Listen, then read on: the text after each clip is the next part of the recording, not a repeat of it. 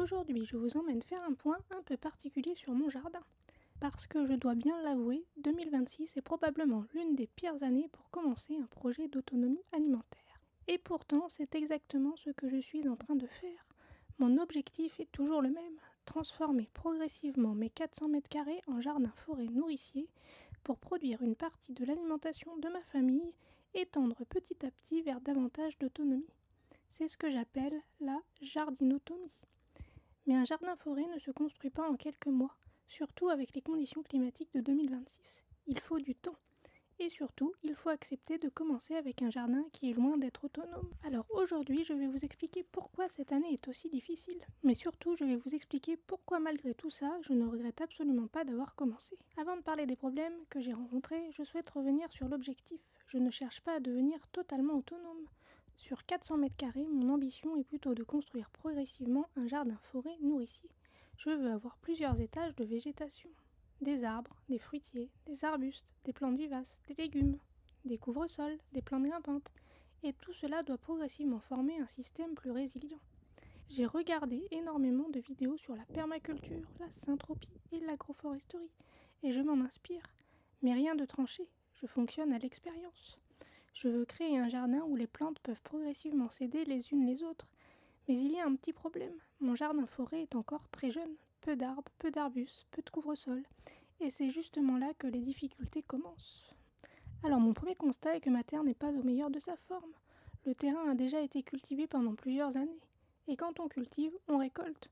On retire de la matière du sol, les légumes partent du jardin, et si on ne reconstitue pas suffisamment de matière organique, le sol finit forcément par perdre un peu de fertilité. Ce n'est pas une terre morte, mais c'est une terre qui doit être reconstruite, d'autant plus que mon sol est argileux. Parce que mon objectif est de reconstruire progressivement un sol vivant, avec du paillage, des matières végétales, du compost lorsque j'en ai, des feuilles, des plantes, et surtout du temps, parce qu'un sol ne devient pas riche en quelques semaines. Et comme si le sol n'avait pas déjà suffisamment de travail à faire, la canicule est arrivée. Et là, j'ai vraiment compris à quel point un jardin jeune est vulnérable. Pourquoi ? Parce que mon jardin n'a pas encore la structure d'un véritable jardin-forêt. Les arbres sont encore trop jeunes, les arbustes sont encore petits ou n'ont pas supporté les chaleurs successives. Les différentes strates ne sont pas encore suffisamment développées. Et surtout, je n'avais pas pu assez pailler, plus de tonte débumée dès la première canicule, et probablement pas encore assez de matière organique dans mon jardin pour nourrir tout mon sol. Nourrir le sol sans aucun apport extérieur était utopique. On parle énormément de paillage, mais parfois il faut vraiment vivre une période de canicule pour comprendre son importance. Le paillage permet de protéger la surface du sol, il limite l'évaporation, il protège les racines des températures extrêmes et lorsqu'il se décompose, il apporte progressivement de la matière organique. Cette année, je vois clairement que j'aurais dû protéger davantage mon sol. Parce qu'avec la chaleur, l'eau disparaît très rapidement. Et lorsque le sol est exposé directement au soleil, la situation devient encore plus difficile. Résultat, les plantes ont soif, le sol sèche, et je dois arroser davantage sans pour autant avoir de résultats. Alors que justement, mon objectif à long terme est de construire un jardin qui nécessite de moins en moins d'arrosage. Le manque d'eau, et c'est probablement l'une des grandes leçons de cette année. L'autonomie alimentaire dépend aussi de l'eau. On peut avoir des graines, on peut avoir des arbres, on peut avoir un potager magnifique au printemps, mais si l'eau vient à manquer au moment où les plantes en ont le plus besoin, les récoltes peuvent être fortement réduites. Une plante qui manque d'eau doit faire des choix. Elle doit continuer à grandir, produire des feuilles, faire des fleurs, former des fruits, faire grossir les fruits, et en même temps résister à une chaleur extrême. Et ça, c'est particulièrement frustrant. Vous regardez une plante, elle pousse, elle fait des fleurs, et vous vous dites super, je vais avoir une énorme récolte. Et puis quelques jours plus tard, les fleurs tombent et les fruits ne se forment pas. La chaleur peut perturber la pollinisation et la fécondation de certaines plantes. Le stress hydrique peut également aggraver la situation. Et là, on comprend quelque chose d'important. Avoir une plante qui pousse ne signifie pas forcément avoir une récolte. Autre problème que j'ai vraiment constaté, certaines plantes ont littéralement brûlé. Feuilles abîmées, feuilles séchées, plantes qui flétrissent, fruits exposés directement au soleil. Et encore une fois, cela me ramène à mon objectif de jardin-forêt. Parce qu'un jardin-forêt mature possède quelque chose que mon jardin n'a pas encore suffisamment. Des étages.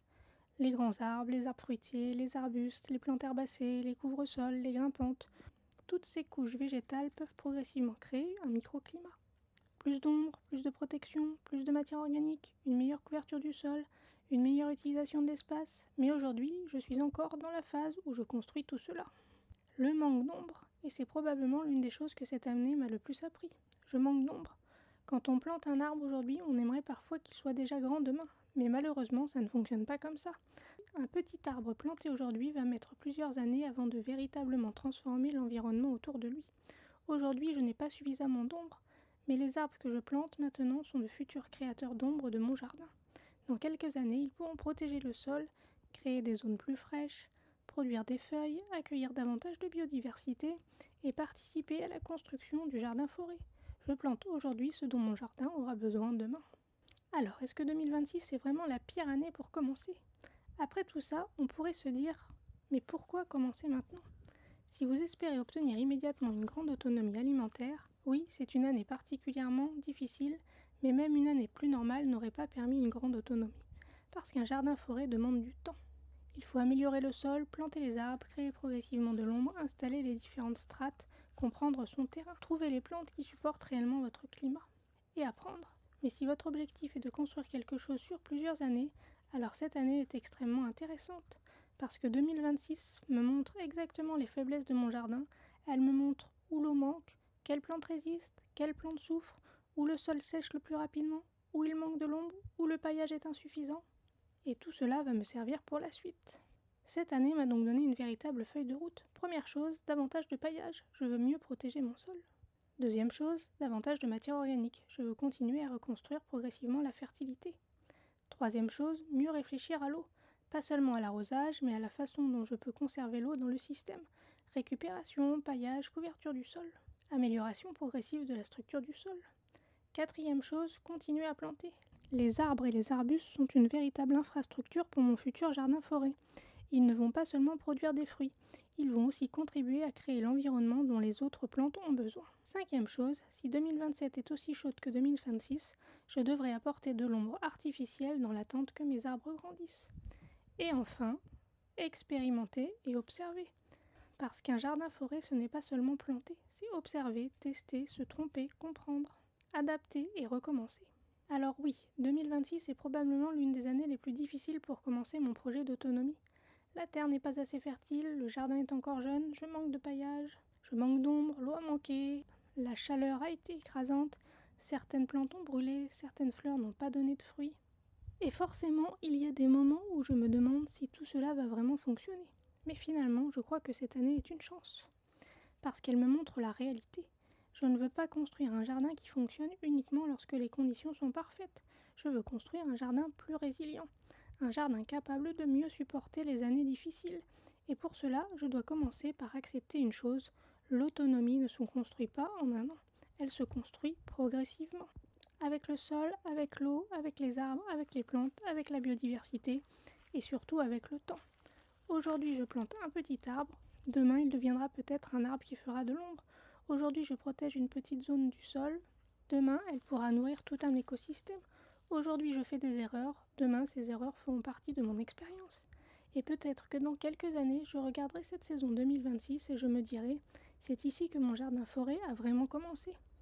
Voilà, maintenant, vous savez pourquoi 2026 est pour moi une année particulièrement difficile pour commencer l'autonomie, mais aussi pourquoi elle pourrait devenir l'année fondatrice de mon jardin-forêt. Merci d'avoir regardé cette vidéo. Dites-moi en commentaire quelle est la plus grosse difficulté que vous avez rencontrée dans votre jardin cette année. Et si la vidéo vous a plu, pensez au petit pouce bleu et à l'abonnement. À bientôt!